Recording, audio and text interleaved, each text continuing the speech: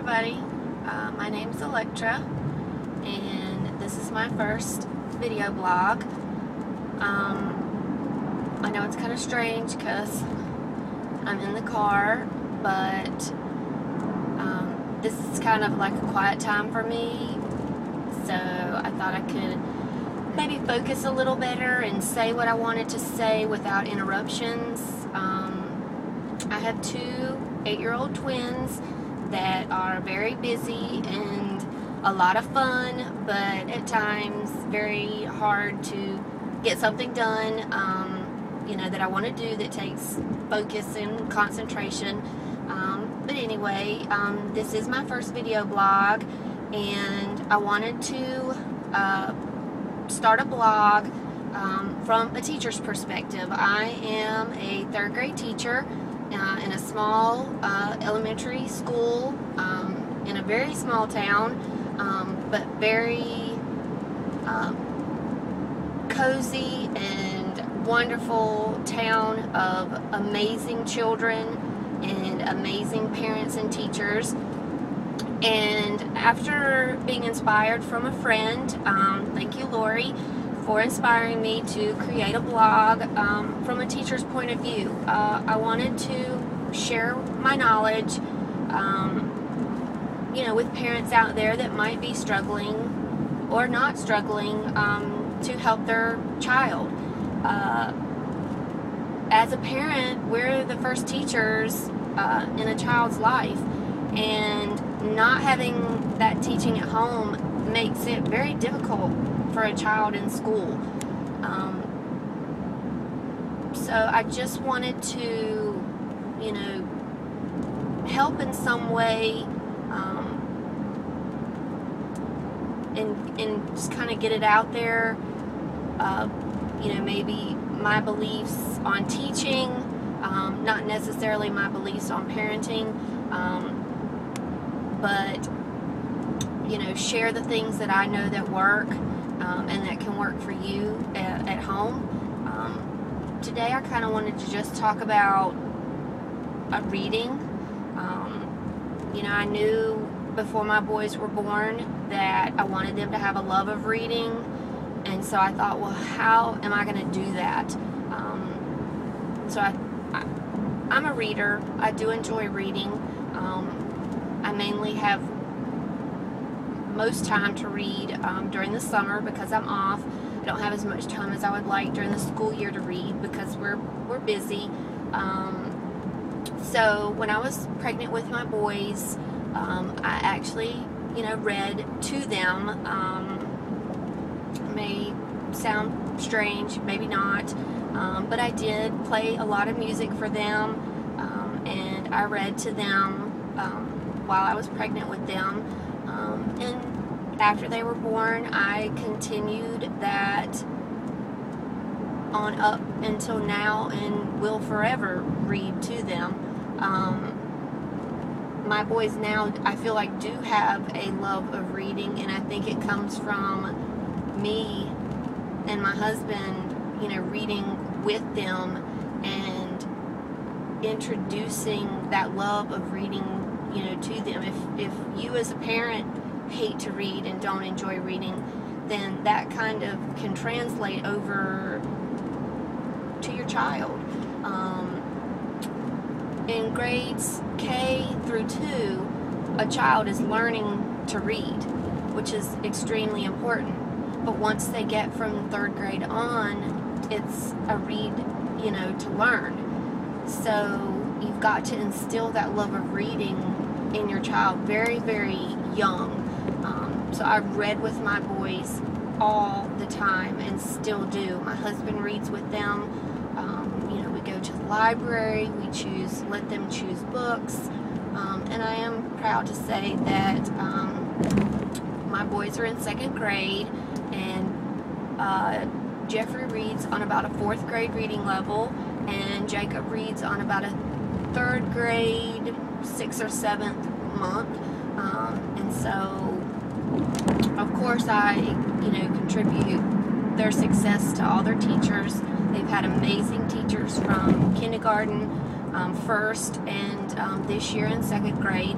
But I also would like to, take a little bit of credit that myself for instilling that love of reading in them.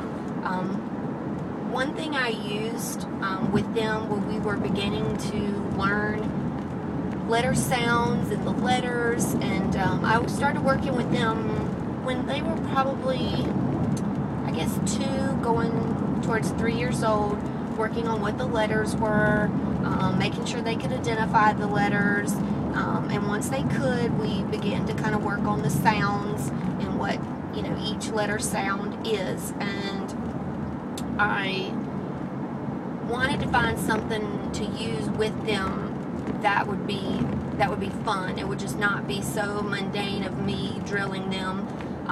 So one thing that I did use was from the Leapfrog series. I used a lot of their products. It was their, I'm not exactly sure the name, but it was their magnet that it went on the refrigerator, and the base attached to the refrigerator, and then all the letters could attach to the refrigerator as well, and they could pull off a letter and put it into the base, and it would make the sound. I talked to a lot of other friends and teachers at school, and one teacher shared with me that she felt like that was the best product that correctly made the sounds, because I didn't want to incorrectly teach my boys the sound. I'm a 3rd grade teacher, and of course I know phonics and phonemic awareness, but inadvertently I did not want to incorrectly teach those sounds. So this was kind of like my help as well to teach those sounds correctly. And once they learned the sounds, we could then begin to put the sounds together and make words for them to read the words on paper. I know from talking with kindergarten teachers and asking them what's the best way that I can teach my boys to say the words and put the words together to make sentences. And one way is to, very inexpensively, you could cut out, small pieces of paper, maybe large enough for your child to pick up and hold and see the letter, and put a letter on each card, the entire alphabet, and have them, pull the letters together in order to make the sound, and have them actually tap, the letter as they make the sound. So, for example, if the word is cat, C-A-T, your child would go k-at, cat, and bring it together. And that was a strategy that I used with mine, that I took from the kindergarten teachers in my school, and I know that's a strategy still used today. And once they learn the sounds and they can bring the letters, then you of course go on to the blends and working on harder words. My boys did go to pre-K. They went to pre-K 3 and pre-K 4. So from where I started, pre-K kind of took up with that, and kids are like sponges. They will soak in the information, and so my boys just kind of soaked it in. And from there, I would say by about Christmas in kindergarten, my boys were fully reading, and I feel like they enjoyed reading. We tried to make it fun at home, taking them to the library and letting them check out books. And the more I read to them, the more they wanted to read or learn to read on their own, and wanted to read to me or to my husband. And so now they're still, like that as 2nd graders. They want to go to the library. They want to choose books. We kind of take turns when we read. Mommy reads, and then they will read, or Daddy reads and they will read. One thing we are kind of working on right now is, putting character into your reading with veracity, which is expression. Jeffrey is very good at doing that, and at times Jacob is as well, but he's my more serious child, so he tends to take it to the extreme, either being very serious or very silly. So I do enjoy reading with him because he is a character. He loves to take on the character itself while he's reading, and can have a lot of fun with it. And that kind of comes later when your child is a strong reader. So the question is, what if my child is struggling with reading? What can I do? As a teacher, as a third grade teacher, yes, I do have students this year in third grade that do struggle with reading, and parents ask, well, what can I do to help my child with this problem? And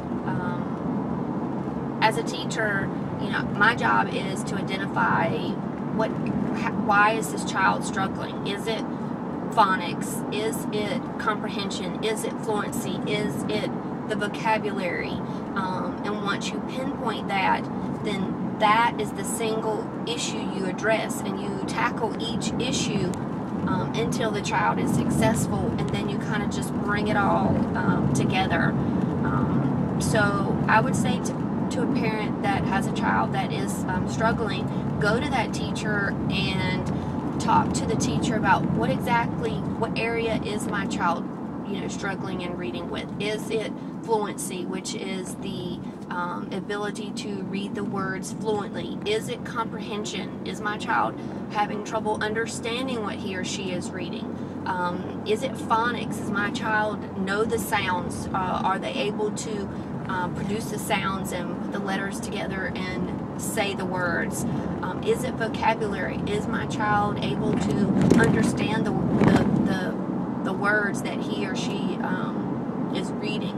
And then that teacher, of course, is going to pinpoint and start working on that issue, isolate the issue, and work on it and make that child stronger, so that he can or she can progress and move on with his or her reading. For myself as a teacher, I usually start with if the child is having trouble with fluency, the ability to read fluently, and that kind of stems back to, does the child know his or her sight words? If they do, then great, we can practice fluency by reading and reading and reading. If they don't know their sight words, then you know what, we've got to back up even more and actually work on and practice those sight words. If that's, they don't know their sight words, then we may have to back up further and work on those sounds, those phonics.